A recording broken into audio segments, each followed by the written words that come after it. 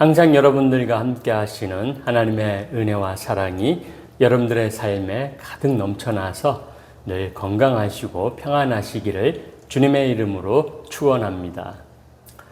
사순절이 지난 수요일부터 시작이 되었습니다. 사순절은 40일을 가리킵니다. 기독교적으로 40이라는 숫자는 고난과 시련과 인내를 상징합니다. 그래서 사순절은 예수님이 당하신 고난을 되새기고 또 함께 고난에 동참하여 경건하게 지내는 절기입니다. 성도들은 이 기간을 통해 예수님의 공생의 기간 동안 행하신 사역을 돌아보고 나라는 존재 때문에 주님이 십자가 고난을 당하신 것을 생각하며 나의 죄된 모습을 회개합니다.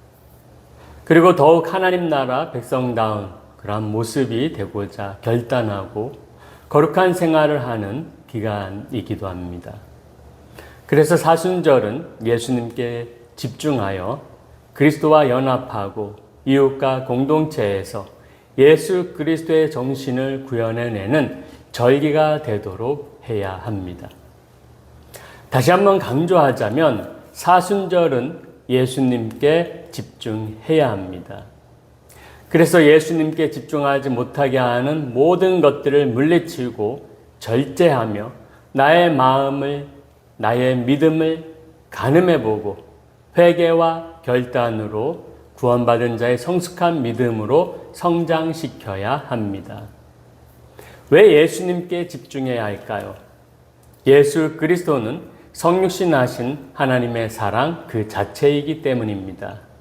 성육신은 하나님이 인간의 몸을 입고 이 땅에 사람으로 오셨다는 뜻입니다. 왜 하나님이 인간의 몸을 입으셔야 했을까요? 그것은 모든 사람을 대표하는 아담 한 사람이 타락하여 지은 죄를 모든 사람을 대표하는 순결한 한 사람이 대속해야만 해결되는 하나님의 질서 법칙에 근거하고 있습니다. 문제는 그 죄를 담당해야 하는 죄 없고 흠 없는 순결한 존재가 이 땅에 존재하지 않는다는 사실입니다. 이 문제를 해결하기 위해서 하나님의 독생자를 세상에 보내주셨습니다. 그 하나님의 아들 독생자가 성령으로 잉태하여 태어나신 예수 그리스도이시고 이 모든 구원의 역사를 이루셨습니다. 그래서 구원은 예수 그리스도의 십자가 희생이고 하나님의 무조건적인 사랑입니다.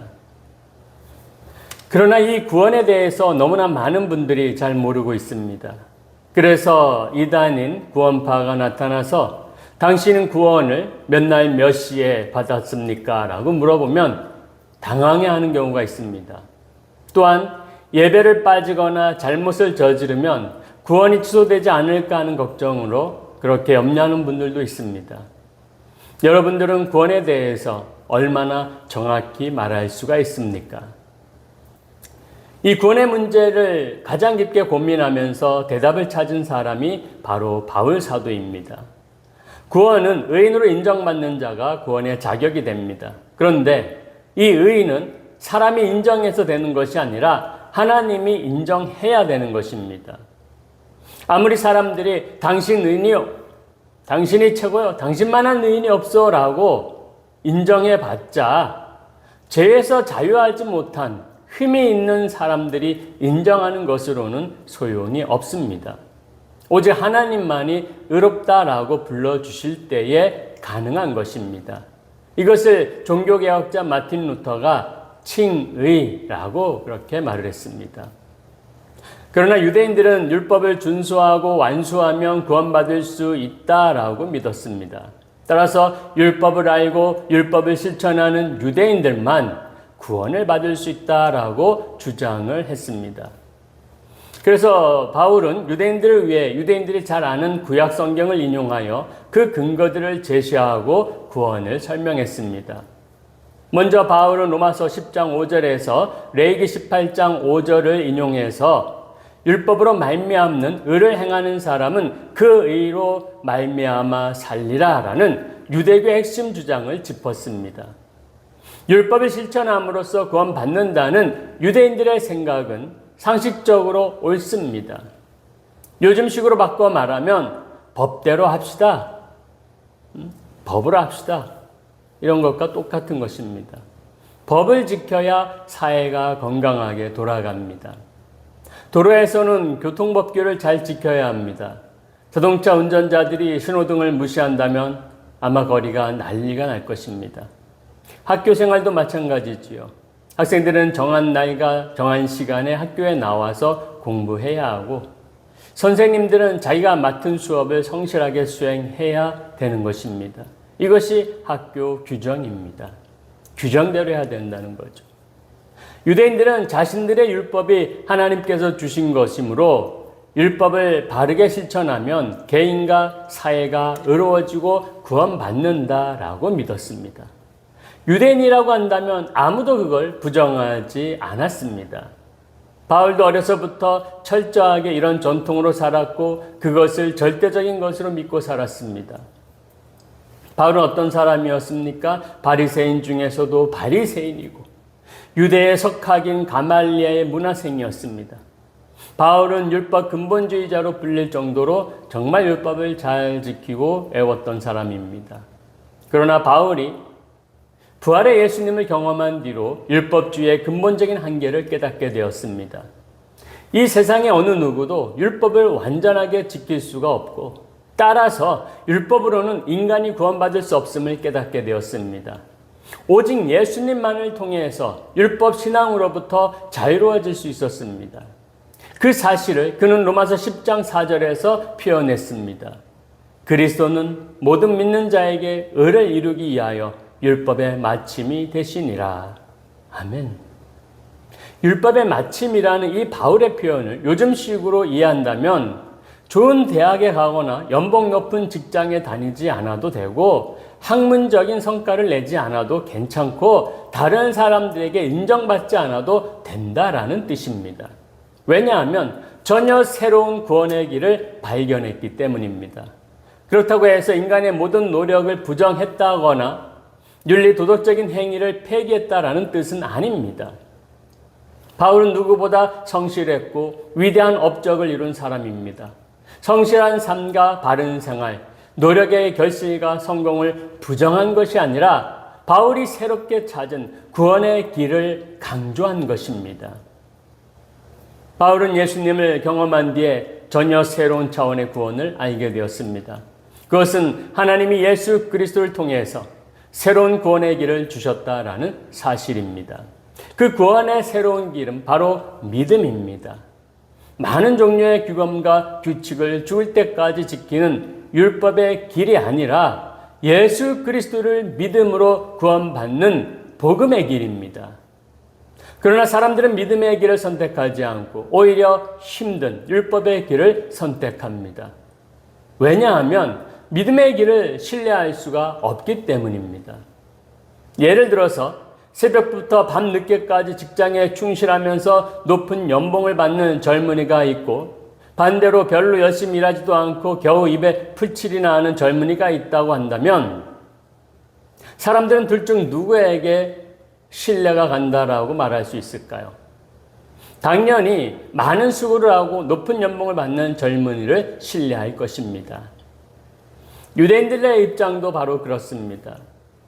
율법도 지키지 않고 노력 없이 단순히 예수님을 믿는 것으로만 구원받을 수 있다라는 이 바울의 주장이 도저히 납득이 안 되는 것입니다. 여러분들도 아마 그 당시에 그 자리에 있었다면 이해가 안 될 것입니다. 수고도 노력도 없이 마음에 믿는 것으로 해결된다는 그 자체가 받아들이기 어려웠을 것입니다. 그리고 믿음을 통해 구원받는다는 바울 사도의 가르침을 잘못 오해할 수도 있습니다.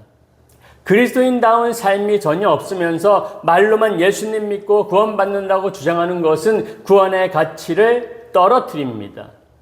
제2차 세계대전 당시에 본 해퍼 목사님은 독일 기독교인들을 그렇게 비판을 했습니다. 히틀러와 나치의 관계 앞에서 기독교인들은 그 만행을 보면서 자신들과는 상관없는 듯 그냥 자신들은 그냥 구원받았다, 이렇게 만족했습니다.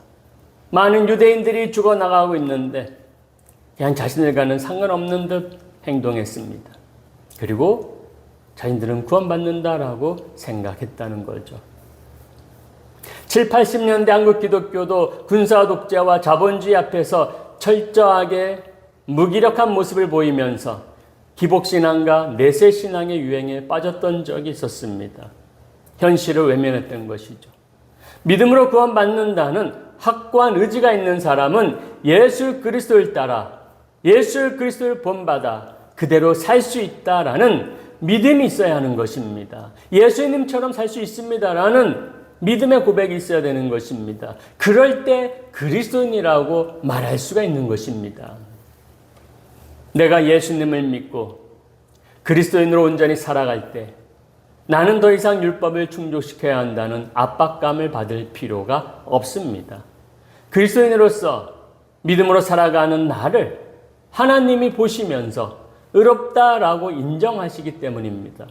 구원은 우리의 노력과는 상관없이 하나님께서 우리에게 선물로 주신 것입니다. 생텍쥐베리의 어린 왕자 동화책에 다음과 같은 이야기가 나옵니다. 어떤 장사꾼이 한 알만 먹으면 일주일 동안 목마르지 않는 약을 팔고 있었습니다. 어린 왕자는 왜 이런 약을 먹어야 하느냐라고 질문을 합니다. 장사꾼은 이 약을 먹으면 시간 아낄 수 있다라고 자랑스럽게 대답을 합니다. 이 약을 먹으면 일주일에 53분을 절약할 수 있다라는 연구 결과가 나왔다고 합니다. 어린 왕자는 이 절약한 53분 동안 사람들은 그럼 무엇을 하느냐라고 묻자 장사꾼은 하는 말이 그냥 자기가 하고 싶은 걸 하겠지 하고 대답합니다. 어린 왕자는 속으로 이렇게 생각을 합니다. 나 같으면 그냥 53분 동안 맑은 물이 나오는 샘으로 천천히 걸어가겠다. 약을 먹고 남은 53분으로 어른들은 돈을 벌거나 TV를 보겠지만 어린 왕자는 샘물로 걸어갑니다. 전혀 약을 살 필요가 없는 새로운 시각입니다.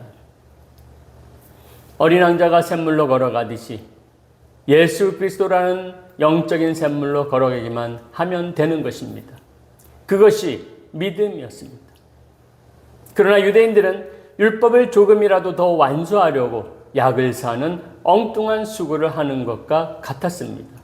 그래서 마침내 의를 이루었다라고 자랑을 했는데 그것은 하나님의 의가 아닌 자기의 의였습니다.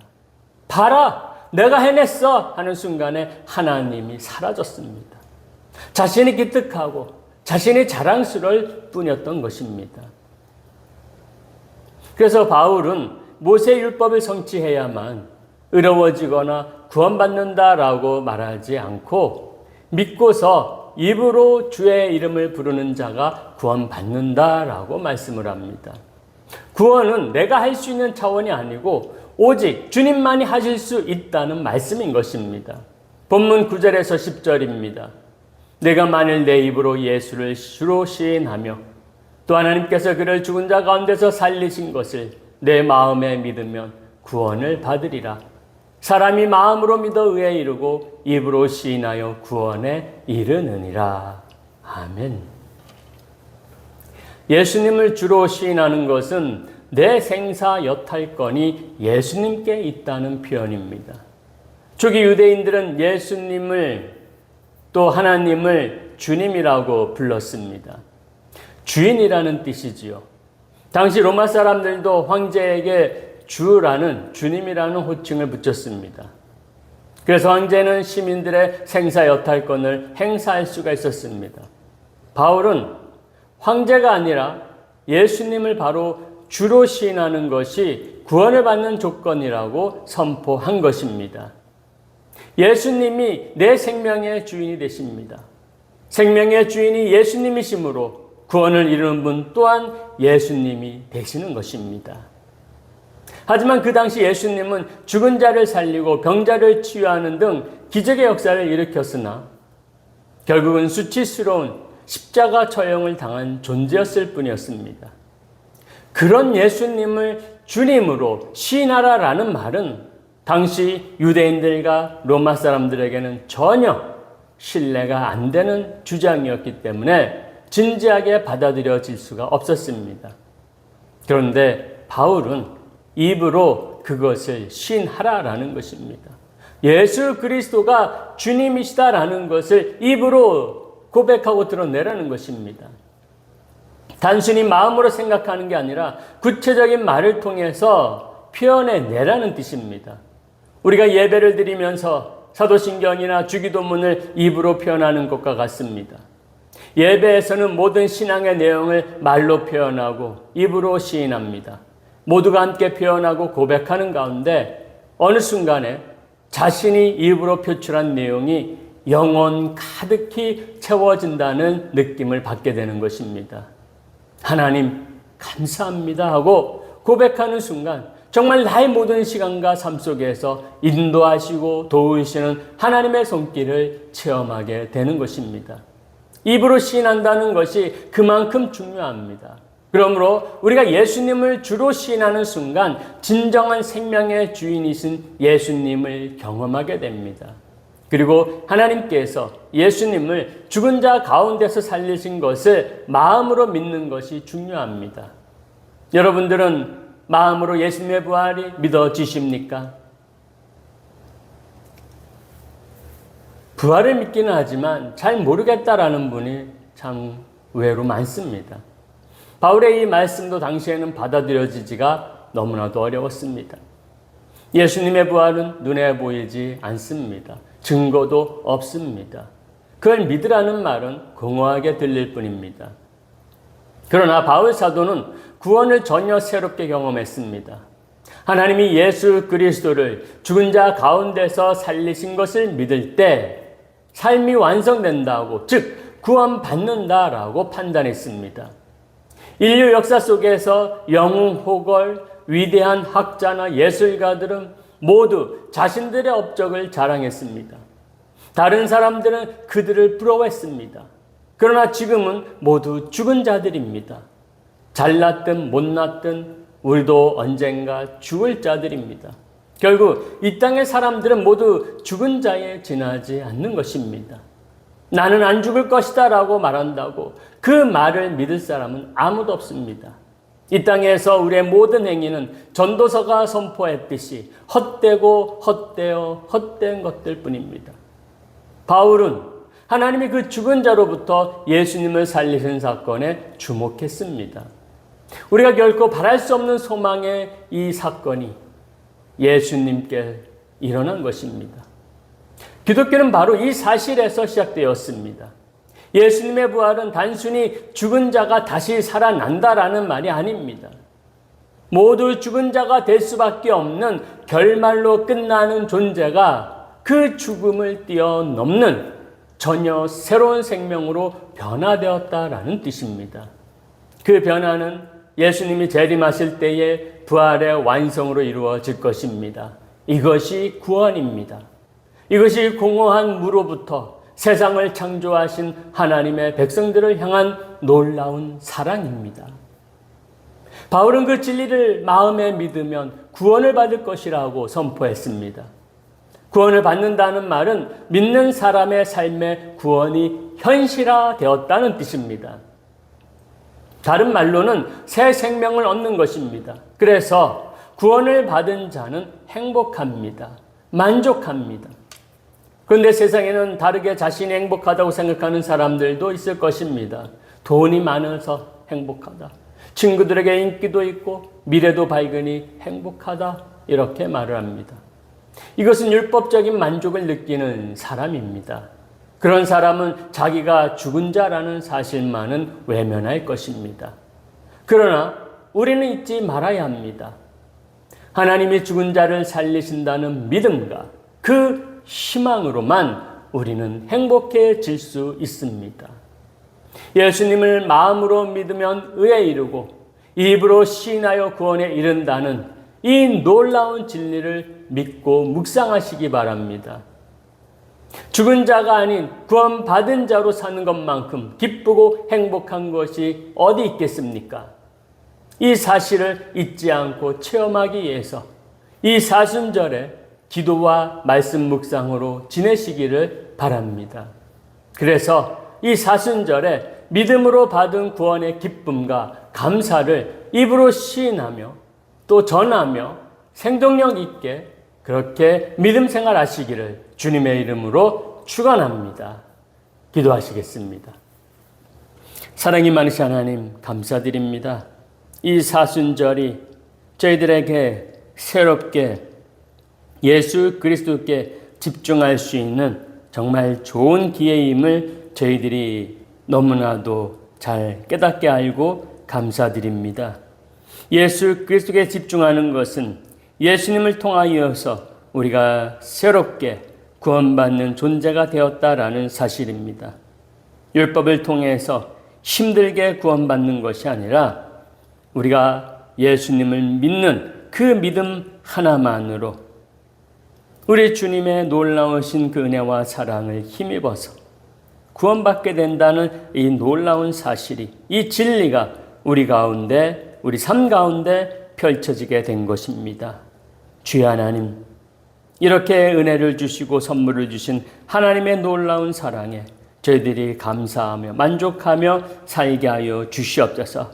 세상 사람들은 이것이 잘 무슨 뜻인지 모릅니다. 그냥 그들이 쌓은 업적과 부와 여러 가지 행위에 대해서만 감사하고 행복해합니다. 그러나 우리 믿는 믿음의 백성들은 하나님을 의지하여서 예수 그리스도를 믿고 우리 주님을 주님이라고 고백하며 입술로 시인함을 통하여서 진정으로 구원받은 백성답게 그렇게 믿음으로 감사함으로 행복함으로 살아갈 수가 있습니다. 이 은혜에 진정으로 감사하며 또 만족해하며 기뻐하며 살아갈 수 있도록 주님 축복하여 주시옵소서. 감사드리며 예수님 이름으로 기도드리옵나이다. 아멘.